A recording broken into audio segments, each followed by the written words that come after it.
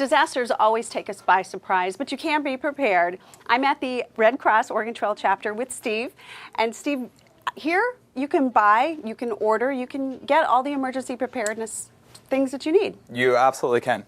And I think when most people think about preparedness, they think about first aid kits, Band-Aids, bandages, compresses, and such things. And those are, of course, advisable even for a large disaster because the people most likely to help you and save you after a disaster are not professional responders. Right. It's going to be your neighbor. But beyond that, we also do have and recommend that you put together 3-day preparedness kits, which have food, water, communication devices, the things that you're going to need after a large event when we have no running water, no electricity, right. Cell phones are burning out, etc. So the Red Cross has all of those things, plus more. I mean, you can even get this bad boy, which is already prepared and packed for you. It's prepared and packed. This is a one-person kit. We have 1-person, 2-person, 4-person, 10-person kits. And so that could accommodate for a variety of things. A person living alone in their apartment would need a 1-person kit, but it's also good for families to have in their cars, and a 4-person kit for your home. Okay, now one thing about putting your own kit together is that you know exactly what's in it, you know what every little thing in there is used for and how to use it. Of course. So you have your own kit. I do. Well, show us how to put it together. All right, let's go. All right. So here is Steve's survival kit for 4, and I have to say I'm really impressed. Thank you. Lots of things I didn't think about. Now, you said that there are categories that you should fill.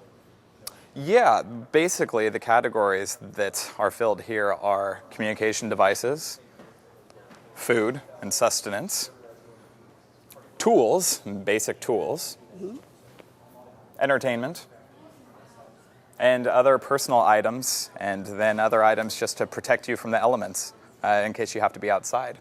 All right, let's go through it real quick. Sure. Okay, where do you want to start? Well, let's start with this thing. This thing. Okay, this is something I added to my kit that's available at the Red Cross. It's called a 4-in-1 tool. It's a sparkless hammer, and you want to be sparkless in case you're digging through rubble and you've got gas leak. It's that combination that could cause an explosion. So it can help you dig through rubble, also turn off your gas, and it can turn off your water. That's your water shut off right there. And those are 2 things that are really important to know how to do: turn off your gas and turn off your water in the aftermath of a large event. Fantastic. Obviously, you need flashlight matches, but you need waterproof matches. I mean, there's little things that you just don't think about. Little things that you just wouldn't think about. And who knows what you're going to need those matches for. There are some things that you have in your kit and you say, what in the world am I going to do with that? You don't know until you're in an environment that has no electricity, no water, no shelter. For example, what do you do with this rope? I don't know right now, but I suspect that in combination with this tarp, if I had to be outside, if my home were not habitable, that I could go outside and make an improvised shelter for my family. Right. Who knows? I love that you also have the entertainment factor because who knows? You might be bored to death or trapped or whatever. Well, you know, and after everything's really scary, things settle down and they become very boring. Right. And you need distraction from the world around you after a large event. And so that's my favorite book. And I've got something for my daughter there, too. Another thing is pet food. Right. I don't have that in my kit. I didn't think about it. Well, this kit is comprised of things that are there when you buy it through the Red Cross and things that you add because not everybody has a dog, so you don't buy this with a dog food, but I added it for my dog. That's one example of something that I've added. Another thing that I've added, because it's personal to us, those are my wife's eyeglasses, just in case hers break or are not available in the aftermath so that she can actually see. Yeah. You also said to make sure that you have your medications in here. Oh, absolutely. I'd say medications are one of the most important things to provide for. Food, water, and medication, those are life and death materials, so you need to absolutely add your own medications. Now, those are also things that have expiration dates. How often should you go through your kit and update it? Sure. Well, the food and water that you see down here that are bought with this starter kit, those both have a 5-year expiration date. It comes with 3 days worth of food and water, and they expire every 5 years.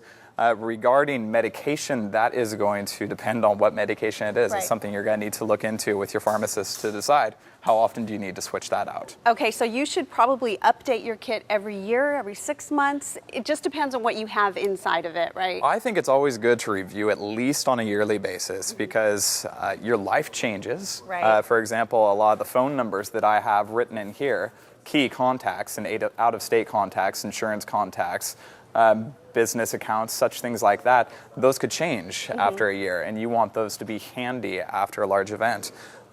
So maybe pick a date that's best for you and your family, whether it's the end of the year, it could be your birthday, it could be your anniversary. Sure. Or when you change the clocks. Start of school, it could be any time, but you need to pick that time and update your kits. Most definitely. And there's always got to be something else that you need to add. You just mentioned that you have diapers, or someone was mentioning, one of your crew was mentioning they have diapers in their bag. I just realized that I have a small daughter and one on the way, and I don't have any diapers in my bag. So you're always kind of have a running tally of things that you haven't done yet. You need to get on that. I will. Okay, now a lot of this stuff is also available on the website. It is. If you go to OregonRedCross.org, you can buy 1, 2, 4, and 10-person starter kits. Okay, so there is a specific list that can help people put together their own kits. Yes, absolutely. It's called our Together We Prepare Oregon Manual, and you can find that at the Oregon Trail chapter of the Red Cross or any of our chapter locations across the state. And it's also available online.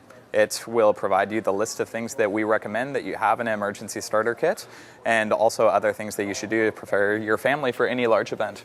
All right, it's all great information. Thank you so much, Steve. Very good, thank you.